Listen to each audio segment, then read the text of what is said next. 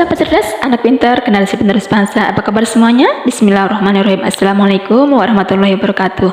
Baiklah, hari ini kita akan belajar di kelas 5, tema 8, subtema 2, pembelajaran 4, muatan IPS KD 3.3 dan 4.3 tentang jenis-jenis usaha ekonomi yang dikelola kelompok.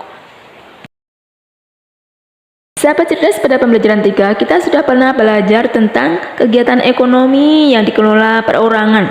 Ya, contohnya misalnya kayak pertanian, perdagangan, perikanan, itu adalah contoh kegiatan ekonomi yang dikelola perorangan.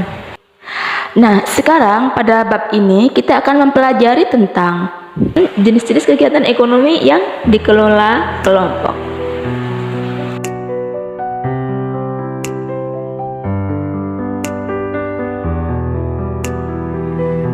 Baiklah sahabat cerdas, marilah langsung saja kita mulai pembelajaran hari ini. Jenis-jenis usaha yang dikelola secara kelompok. Selain usaha yang dikelola perorangan atau individu, ada juga usaha yang dikelola secara kelompok atau bersama-sama. Usaha kelompok biasanya dikelola dan dimiliki oleh lebih dari satu orang.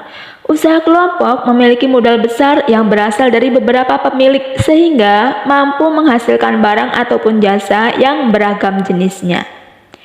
Beberapa contoh usaha kelompok adalah sebagai berikut. 1. Badan usaha milik negara atau BUMN. BUMN adalah usaha ekonomi yang sebagian besar modalnya berasal dari negara.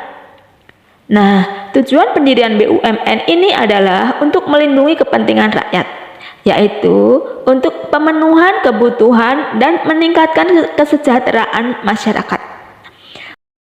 Contohnya adalah Badan Usaha Penyedia Fasilitas Umum, Kereta Api, Garuda Indonesia, Pelabuhan, Pertamina, perusahaan di bidang energi listrik, dan komunikasi.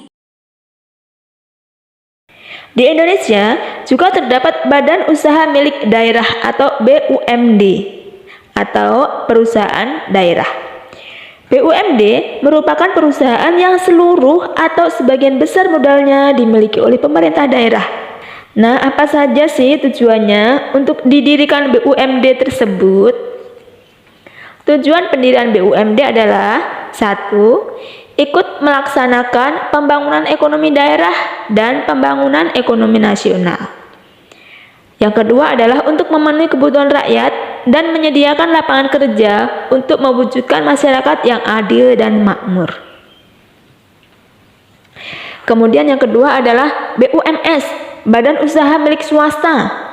Nah, untuk BUMS ini, Badan Usaha Milik Swasta ini merupakan perusahaan yang seluruh sahamnya dimiliki oleh swasta. Ada beberapa macam BUMS, diantaranya adalah firma. Apa itu firma? Firma adalah usaha ekonomi bersama yang didirikan oleh sekurang-kurangnya dua sekutu atau dua kelompok. Ya, nah pendiri firma biasanya orang-orang yang saling kenal satu dengan yang lainnya. Setiap anggota firma memiliki hak untuk bertindak atas nama firma. Nah, anggota firma tersebut juga bertanggung jawab secara penuh atas risiko kerugian firma. Usaha tersebut berbentuk firma biasanya bergerak di bidang layanan konsultasi hukum dan keuangan.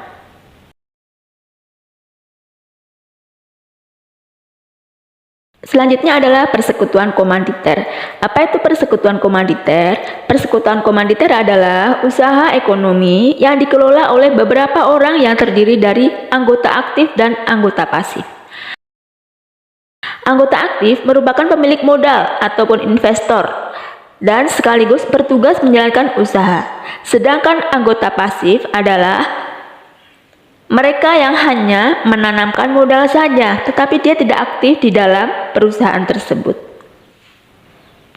Badan Usaha Milik Swasta atau BUMS selain firma, persekutuan komanditer, dan yang ketiga adalah perseroan terbatas atau PT. Perseroan terbatas atau PT adalah usaha bersama yang modalnya berupa kumpulan saham. Saham diartikan sebagai bukti kepemilikan suatu perusahaan atas penyetoran modal. Setiap saham memiliki nilai nominal tertentu. Pemilik saham akan memperoleh keuntungan berupa dividen.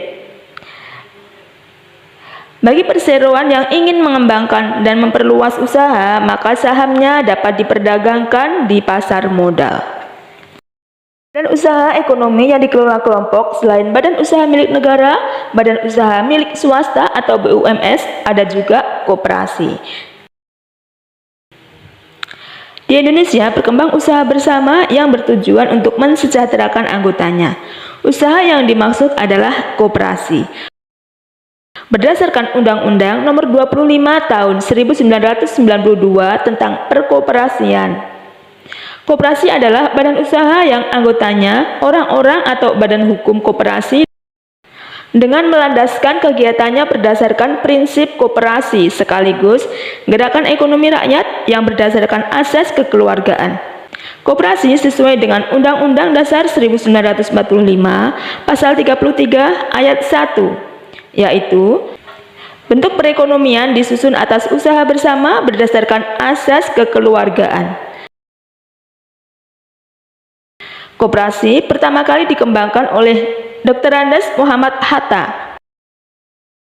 Atas perannya tersebut, maka beliau dijuluki sebagai Bapak Koperasi Indonesia.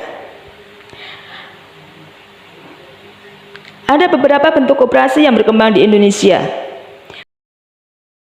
Bentuk-bentuk koperasi di Indonesia sebagai berikut. 1. Koperasi konsumsi.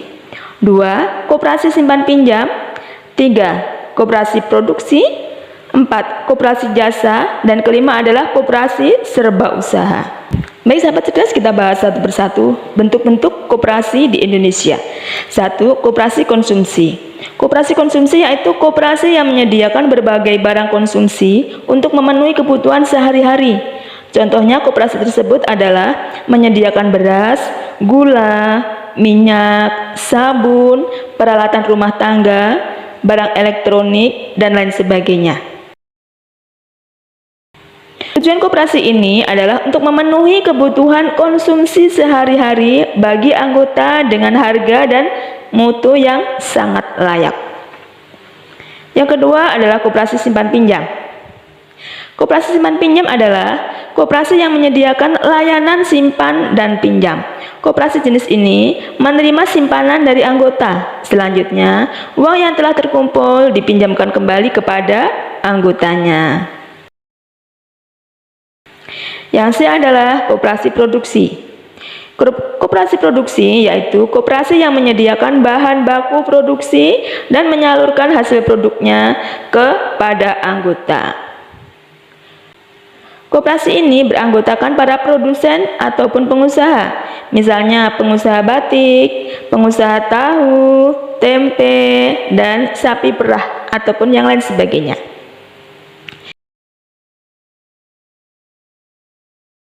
Yang D adalah koperasi jasa. Koperasi jasa yaitu koperasi yang menyediakan layanan atau jasa tertentu bagi anggotanya. Contohnya yaitu koperasi angkutan atau angkutan perkotaan. Tetapi kalau di pedesaan namanya angdes atau angkutan pedesaan. Sahabat cerdas, demikian tadi pembelajaran kita hari ini. Semoga ilmu yang kita pelajari hari ini menjadi ilmu yang bermanfaat. Oke, saatnya kita berlatih. Silahkan kerjakan di buku tugas kalian dengan rapi.